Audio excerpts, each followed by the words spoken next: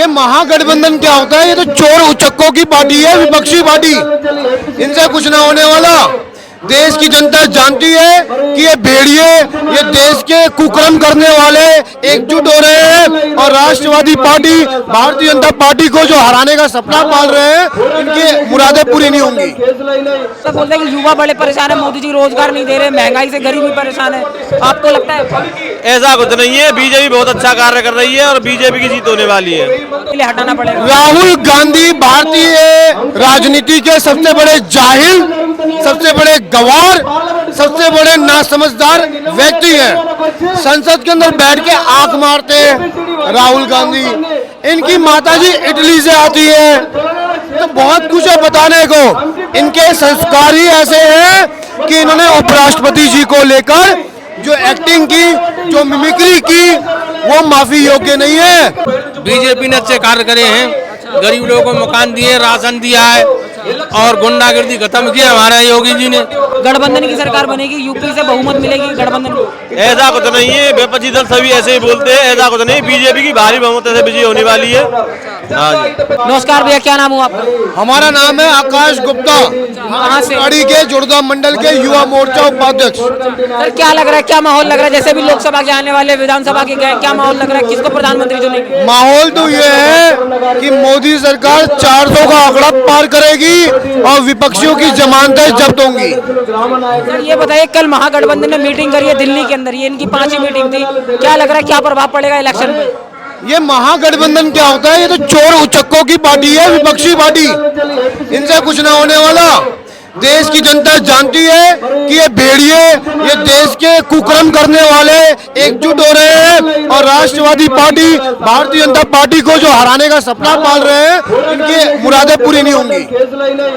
जैसे कि आप जानते हैं, कल मीटिंग हुई तो अखिलेश यादव ने बड़ा बयान दिया। अखिलेश यादव कह रहे हैं कि यूपी से बीजेपी के लिए 80 सीटों में से कुछ नहीं मिलना, सारी सीटें जो 80 सीटें जो हैं वो गठबंधन की साइड में जाने वाली है। अखिलेश अपनी सीट यदि बचा लेना, वो भी गनीमत होगी, वो भी गनीमत होगी।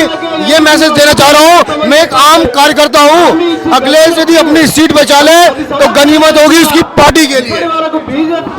तरफ राहुल गांधी बयान करते हैं कि देश के अंदर महंगाई और बेरोजगारी जो है वो चरम सीमा पर है, उसको हटाने के लिए बीजेपी के लिए हटाना पड़ेगा। राहुल गांधी भारतीय राजनीति के सबसे बड़े जाहिल, सबसे बड़े गवार, सबसे बड़े नासमझदार व्यक्ति हैं। संसद के अंदर बैठ के आंख मारते हैं राहुल गांधी। इनकी माताजी इटली से आती है, तो बहुत कुछ है बताने को। इनके संस्कार ही ऐसे हैं कि इन्होंने उपराष्ट्रपति जी को लेकर जो एक्टिंग की, जो मिमिक्री की, वो माफी योग्य नहीं है। क्योंकि हरियाणा में जिस तरह से जाट समाज ने कांग्रेसियों को हराने का काम किया, इन कहीं ना कहीं विपक्षियों में खींच भी थी जाट समुदाय को लेकर कि इन्होंने कैसे हरकत की। और देखना, यही जाट समाज 2024 में भी राष्ट्रवादी पार्टी मोदी जी के साथ खड़ा है। सर ये बताइए, जैसे कि आपने कहा कि वरिष्ठ जो उप राष्ट्रपति हैं भारत के, उनका अपमान किया, कभी राहुल गांधी प्रधानमंत्री मोदी जी का अपमान करते हैं, जेब कतरा बताते हैं। इस बारे में आपको लगता है कांग्रेस हमेशा दावा करती है कि राहुल गांधी जो वो एक पढ़े लिखे नेता हैं, बेहतर रूल कर सकते हैं? क्या लगता है? पढ़े लिखे कहाँ हैं? वो तो जाहिल है, गवार है, बेवकूफ इंसान है। कहते हैं ना, टीन का डिब्बा भी अपने आप में कोई समझ रखती है, अपनी एक ताकत रखती है। राहुल गांधी देश का वो घटिया डिब्बा है जिसे लोग फेंकना जानते हैं। ये वो पार्टी है कांग्रेस जो अंग्रेजों की बनाई पार्टी है। कांग्रेस पार्टी उसका नेतृत्व करती है। ये कहीं नहीं टिकने वाले, ये देश में कहीं नहीं टिकेंगे। राहुल गांधी नॉर्थ को छोड़ के साउथ में चले गए कि वहां से जीत जाएंगे, तो वो भी गलतफहमी है। अब की बार ये साउथ में भी हारेंगे। जैसे कि आप जानते हैं, कांग्रेस के एक झारखंड से सांसद हैं धीरज साहू, उनके घर में 350 करोड़ का कैश बरामद हुआ है। इस चीज को आप कैसे देखेंगे? तो धीरज जो हमें बताया कांग्रेस के सांसद का, उनका व्यापार क्या है? दारू का व्यापार है, शराब का माफिया है वो बहुत बड़े। तो राहुल गांधी को तो पूछना चाहिए इनको कि एक व्यक्ति के पास 350 करोड़ रुपए कहां से आया। दूसरों के गिरबान में झांकने से पहले अपने गिरबान में जाके विपक्षियों को ये कहना चाहूंगा मैं। सर 2020 में धीरज साहू ने बताया था कि उनकी टोटल संपत्ति जो है वो 35 करोड़ की है, ठीक है, और 2023 चल रही है, तो आपको लगता है कि शराब के व्यापार में सालाना 100 करोड़ से ऊपर की इनकम उन्होंने करी है?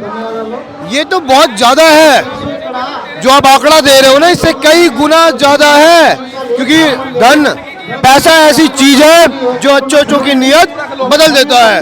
सोनिया गांधी इटली से ब्याह के भारत आती हैं, 1 रुपया नहीं लेके आती हैं, और आज वो पूरे विश्व में 5 सबसे धनी महिलाओं में से एक है। कहां से आया पैसा, कहां से आया सब कुछ? यहीं से मिला है उन्होंने, यहीं से। भ्रष्टाचार की जन्म जननी है ये कांग्रेस पार्टी। चलिए बहुत बहुत शुक्रिया सर। नमस्कार अंकल जी, कहाँ से हैं? मथुरा। मथुरा से हैं। क्या नाम हुआ आपका? राकेश। अच्छा सर, क्या माहौल लग रहा है? विधानसभा के चुनाव गए हैं, अभी लोकसभा के चुनाव आने वाले हैं, क्या माहौल लग रहा है, कौन आना चाहिए? हमें बीजेपी का माहौल लग रहा है। बीजेपी बीजेपी के लिए क्यों चांस देना चाहते हैं? बीजेपी ने अच्छे कार्य करे हैं, गरीब लोगों को मकान दिए, राशन दिया है, और गुंडागर्दी खत्म किया हमारे योगी जी ने, इसलिए से जनता भारी खुश है इनसे। अगर जैसे कि आप जानते हैं कल इंडिया गठबंधन की 5वीं मीटिंग थी, दिल्ली में थी, क्या लग रहा है क्या प्रभाव डालेगी ये इलेक्शन पर? नमस्कार भैया, क्या नाम हुआ? क्या नाम हुआ आपका? सुशील कुमार। कहाँ से हैं आप? मैं ब्याजी मात विधानसभा। आपको क्या लगता है क्या माहौल लग रहा है इलेक्शन का? बीजेपी की जीत होगी भारी बहुमतों से। अच्छा, जैसे कि आप जानते हैं इंडिया गठबंधन ने कल मीटिंग करी, 5वीं मीटिंग थी, इसकी क्या प्रभाव डालेगी इलेक्शन पर? बीजेपी भारी बहुमत से विजय होगी बस, और कुछ नहीं है।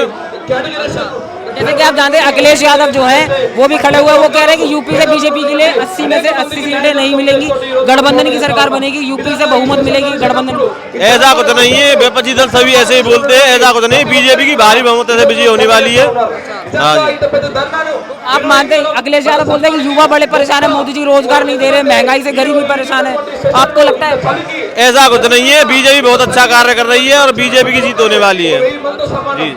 ये बहुत बहुत शुक्रिया सर, बहुत अच्छा लगा आपसे बात करके।